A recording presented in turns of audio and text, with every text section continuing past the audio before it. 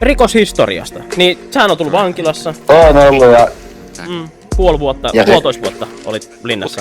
joo. Ja sitä aikaisemmin mulla on ollut tutkintavankeuksia paljon. Pikkurikoksista, isommista rikoksista.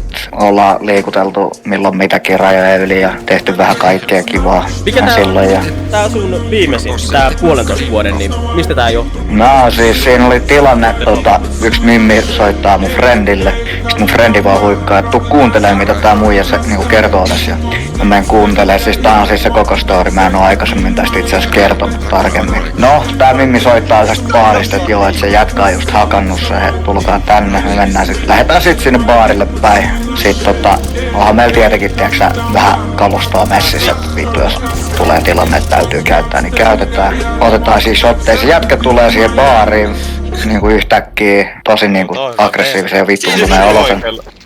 Se käy tiskiltä tilaa juomaan, sit se huomaa tän mimmin sieltä, tiiäks, pöydässä. Sit mä oon vaan silleen ite, et niinku, hitto jos toi jätkä tulee tänne, niin se lähtee vaihtoon.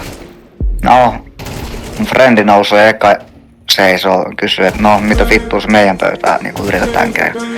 Sitten se sanoo, tää jätkä, joka on hakannut just tän muija, sanoo, että toi ei mun muija. Sitten sanoo, vittu ei oo tästä lähtee enää, että sä oot piessyt se, että niinku, lähde menee. Ja me revitään sit, tiiäks, siihen terassin puolelle. Mulla kilahtaa ihan totaalisesti siinä. Rassi käteen, kylkeen, äkkiä menee. Tytöt ottaa mut seuraava aamu mun kämpiltä rynnäkälkiin. Ne siis, mistä ne sai tietää? Oliko tää vasikoinut sitten tää jätkä, kenen Joo. Se oli laulanut heti, ettei se oli joku ihan niinku väsykääjä.